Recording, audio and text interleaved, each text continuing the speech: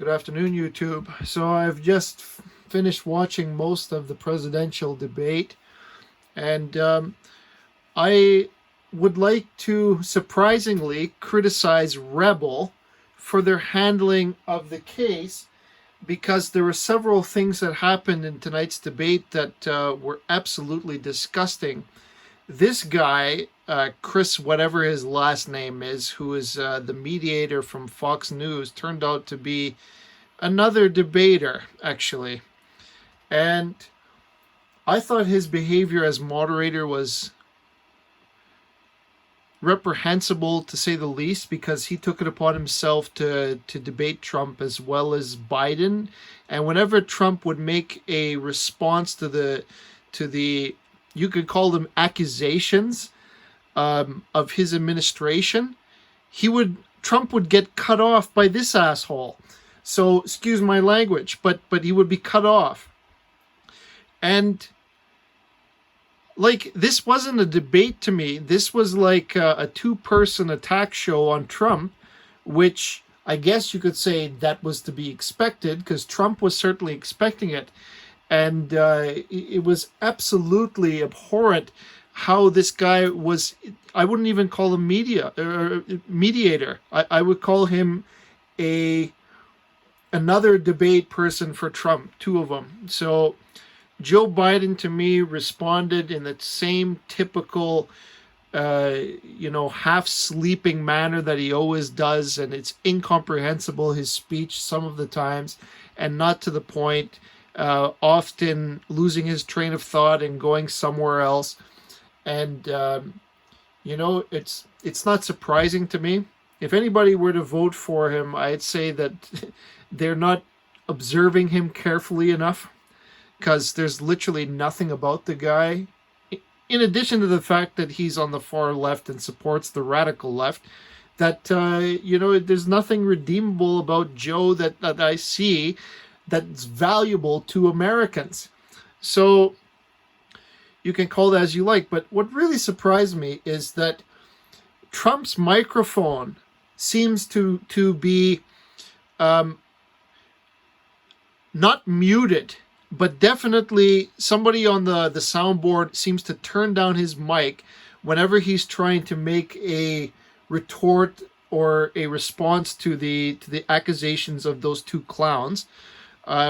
Because when I was trying to hear what Trump said, Joe Biden's microphone is extremely clear and loud, and like, the way that Joe talks is not a good orator. He's quiet, so his voice is not projected. He's more or less mumbling, but his voice is extremely clear. And though Trump's responses were clear, his voice was extremely, how would you say it? Less audible. And also, this guy was making incoherent speech over top of Trump when Trump was trying to debate back, so that you couldn't really distinguish what Trump was trying to say over this guy's speech. And as moderator, he has to give permission for them to actually debate, which he didn't. What happened is, Trump would make a statement, Joe would make a statement, and then Trump would try to respond to the statement. This guy would then talk over Trump, and then it would become incomprehensible. It's like, where's the debate if Trump is not permitted to speak? Because I'll tell you, if you go through the majority of the time held by the two candidates is Joe Biden. And that's not an accident. That was on purpose. And they keep cutting Trump off, and instead to let him speak. And Joe, okay, Mr. Vice President. He's not Vice President. He holds no title anymore. He's out. So, like, I don't know why this guy is calling him the Vice President. So, even former, like, you don't treat him, the Vice President is Mike Pence. So, like, I mean, you don't call him that. So, but, like, if you would just look here on the it's always Joe. And one of the fears that I have during these debate things is that whomever has the most airtime usually gets the favor psychologically, you could say, because he has more time to spew out his nonsense to people, and if they happen to tune in at a random time, it's crucial that which candidate is speaking the most. You know what I mean? It's kind of like the rules of debate, the one that overpowers the other, so to speak. And what Rebel was criticizing Trump for was not being able to swing back in terms of, if you were calling it like boxing, the two of them boxing, that Trump really didn't deliver a heavy blow. He was trying to, but he was muted more or less by the incomprehensible speech of this guy that was talking over him instead of letting him answer. And they were trying to. Rebel was actually disappointing me because they said that Trump was trying to talk over everybody else, but the fact of the matter is that the debate was this guy and Biden against Trump. It's not unbiased. He's totally a leftist biased guy, and he was raising issues and questions for the most part that were designed to entrap Trump, so that Joe could then come in and make a statement that is essentially empty. And I mean, if you know how Biden's administration behaved and you know Obama's administration, you'll know firsthand from living through it that they did create the last recession, you could say that, or they were responsible for indirectly or directly for the subprime mortgaging and the management of the economy that led to the crash. Because the Democrats were so deeply corrupt under Obama. It's like, I hope that the Americans remember that. I really do. I remember traveling to LA under the Obama administration. There was like mass homelessness, people going to line and food stamps, and the line stretches for like, I don't know, at least 1,000 people.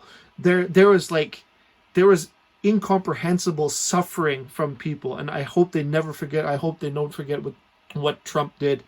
Because like, you go there now and it's like opposite, and here in Canada we're now suffering through the same thing that like essentially happened under Obama. It's incredible.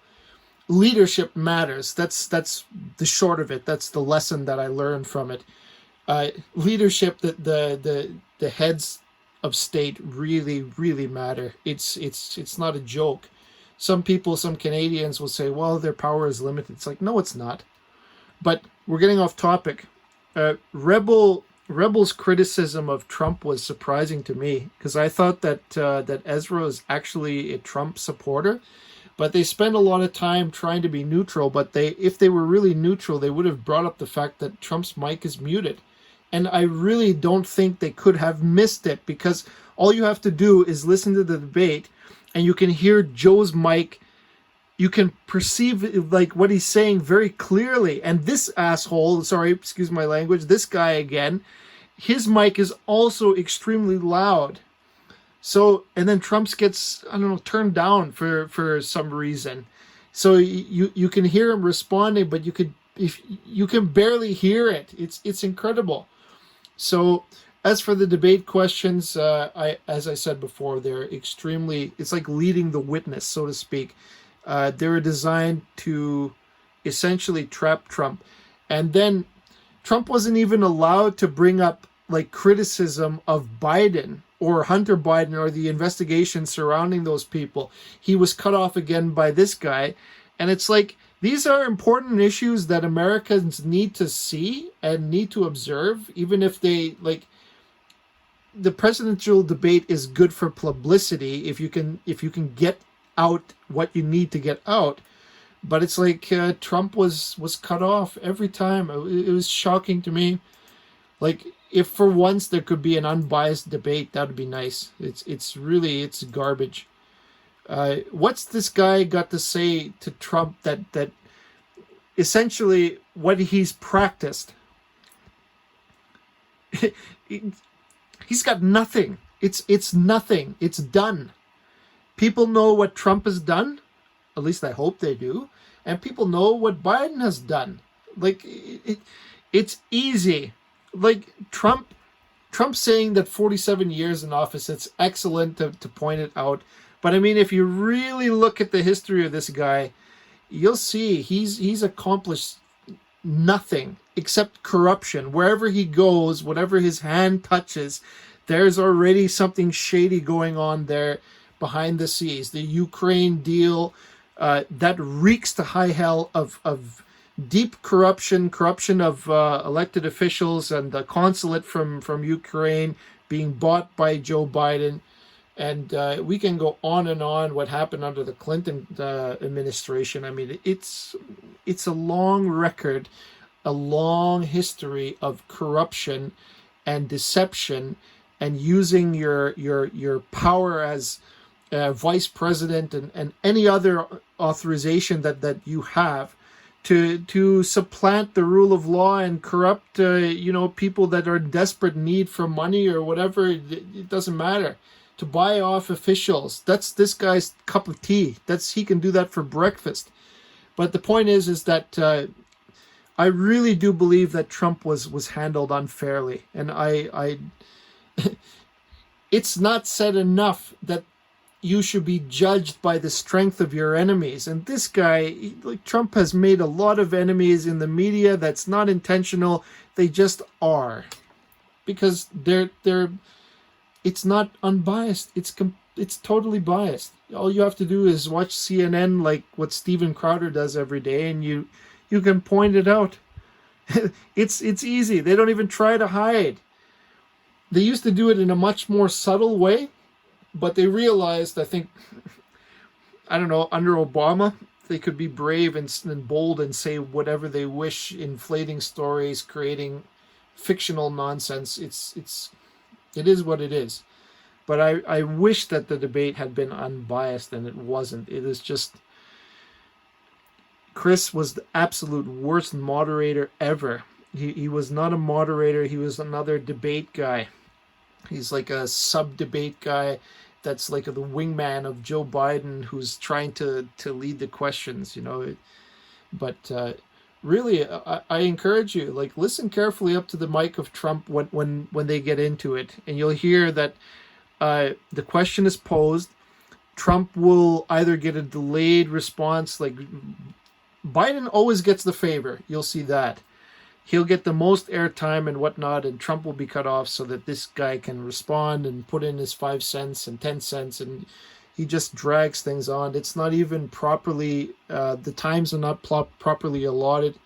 It's way in favor of Joe, which is why Trump was trying to speak over a little bit. Because what are you going to do? Lay down and not say anything?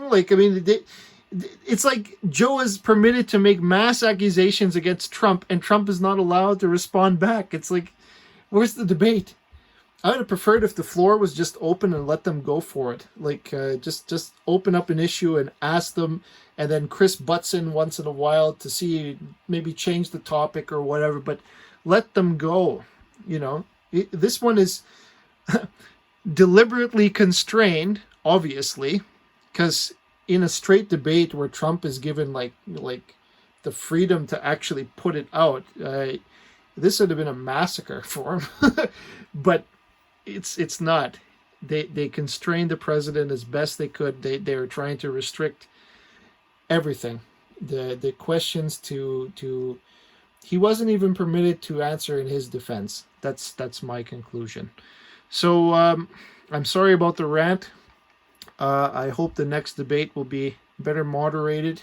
They should fire that guy, because he's terrible. He's not any way unbiased. He's definitely biased. And I really wish that there would be like a moderator that's more neutral, because it's just, I haven't seen it. The whole time the media has been trying to crucify Trump, and it's like, why don't you try and be a little bit fair for once? And deviate from your boring notion of Trump, how would you call it? Villainizing, I guess you could say. Trump harassment. And anyway, thank you so much for watching. Bye-bye.